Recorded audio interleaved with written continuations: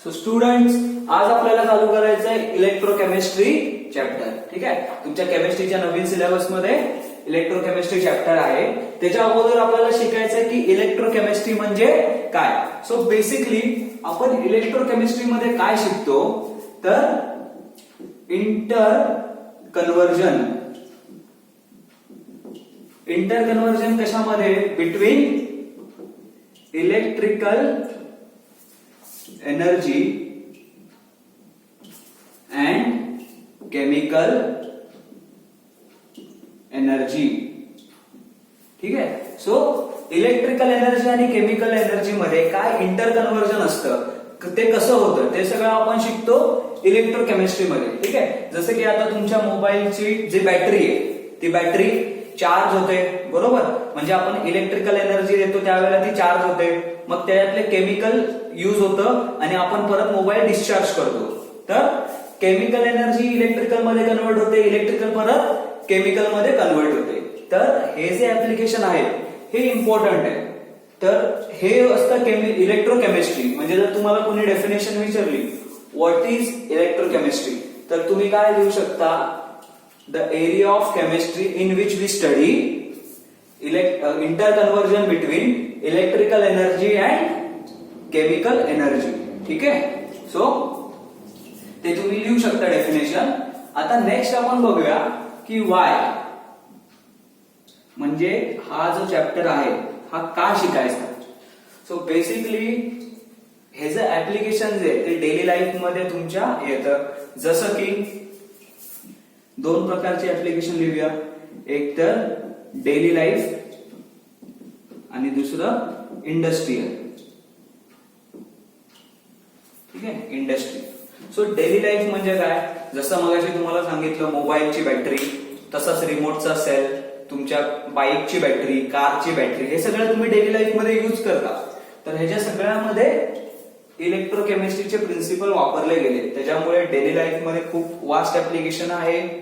तसंच इंडस्ट्रीमध्ये जर तुम्ही ऍप्लिकेशन बघितलं तर एखादा मेटल असतो त्याला आपल्याला रिफायनिंग करायचंय तर आपण युज करू शकतो. दुसरी गोष्ट एक इलेक्ट्रोप्लेटिंग बोलतात. इलेक्ट्रोप्लेटिंग मध्ये काय होतं, समजा हा माझा मेटल आहे, कोणताही मेटल आहे एम, पण हा रस्ट होतोय.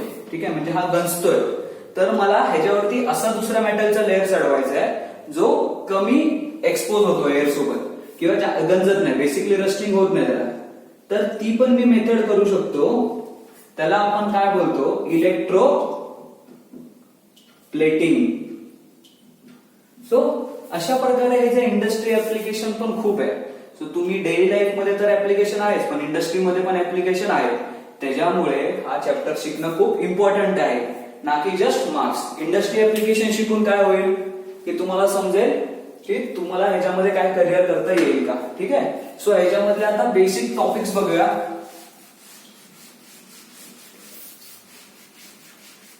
जस्ट या लेक्चर मध्ये जस्ट इंट्रोडक्शन आहे चॅप्टरचं. सो इलेक्ट्रॉनिक कंडक्शन आणि दुसरं electrolytic conduction. So electronic conduction मध्ये काय होतं, नेमकं काय होतं. सो इलेक्ट्रॉनिक कंडक्शनलाच आपण बोलू शकतो मेटॅलिक कंडक्शन. ठीक आहे, मेटॅलिक कंडक्शन पण बोलू शकतो. सो इलेक्ट्रॉनिक कंडक्शन मध्ये तुमची जी इलेक्ट्रिसिटी फ्लो होते म्हणजे current flow due two electron. ठीक आहे, ह्याच्यामध्ये इलेक्ट्रॉनिक कंडक्शन मध्ये जो तुमचा करंट फ्लो होतो तो कशामुळे होतो, ड्यू टू इलेक्ट्रॉन. ह्याचं एक्झाम्पल काय तर आपले जेवढे पण घरामध्ये वायरिंग वगैरे असते ते सगळं आपलं इलेक्ट्रॉनिक कंडक्शन येतं. ठीक आहे, सो इलेक्ट्रोलायटिक मध्ये काय होतं, इलेक्ट्रोलायटिक कंडक्शन मध्ये flow of current due to ions. ठीक आहे, सो ह्याच्यामध्ये इलेक्ट्रोलायटिक कंडक्शन मध्ये जो फ्लो ऑफ करंट होतो तो होतो ड्यू टू आयन्स. तुमचे जे आयन्स असतात, आयन्स कोणते असतात, कॅटायन आणि anion. ठीक आहे.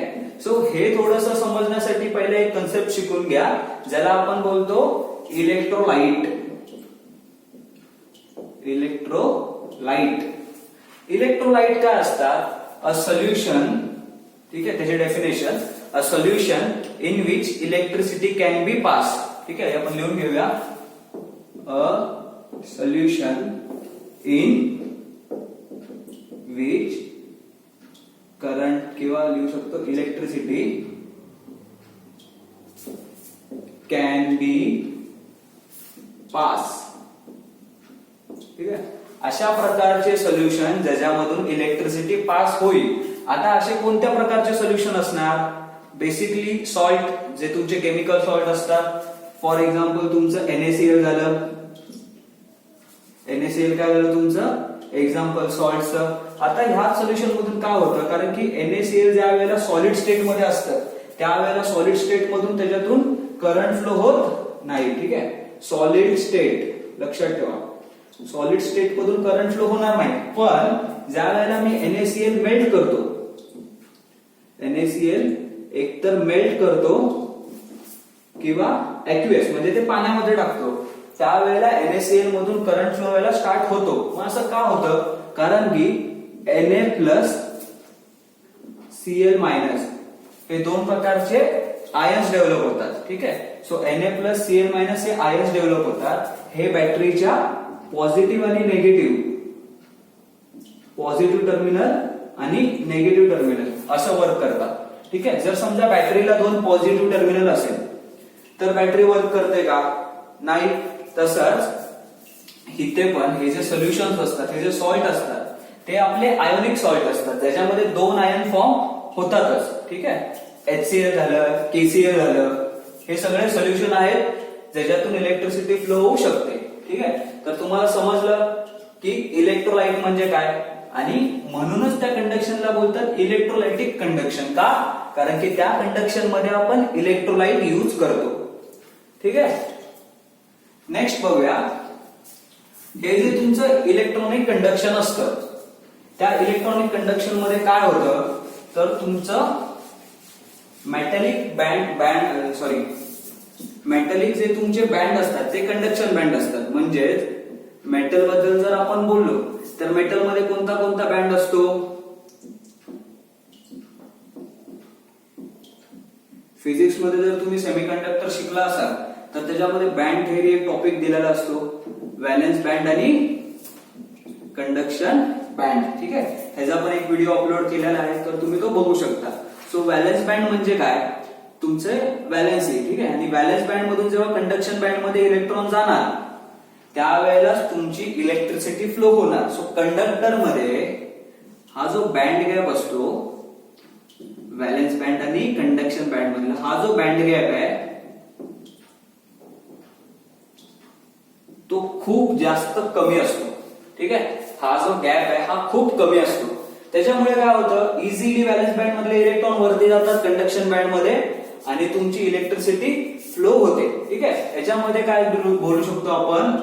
Flow of electricity due to cation and anions. ठीक आहे, हा झाला तुमचा सेकंड पॉइंट. समजलं हे? नेक्स्ट आता बघूया. नेक्स्ट एक इझी पॉइंट आहे, नो केमिकल चेंज.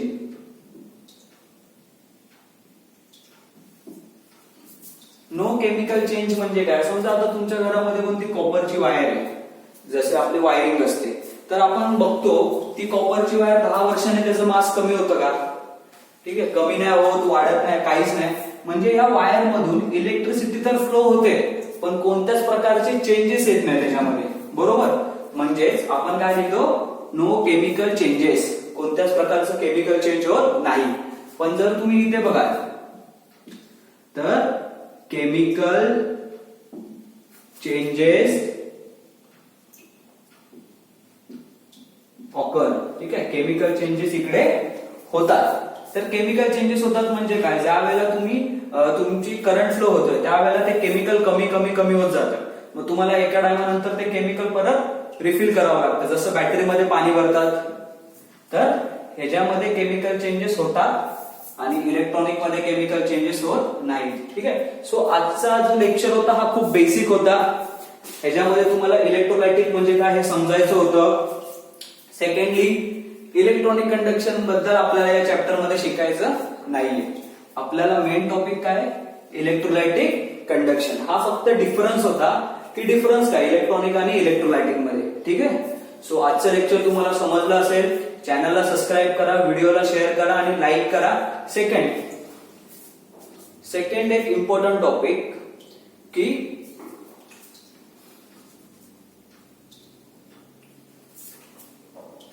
हे जेवढं पण मी तुम्हाला देतोय ह्याचे तुम्ही नोट्स लिहित जावा. ठीक आहे. ज्या वेळेला तुम्ही नोट्स लिहिणार त्यावेळेला तुम्हाला स्वतःहून कळेल. ठीक आहे. सो आजच्या लेक्चरमध्ये एवढंच.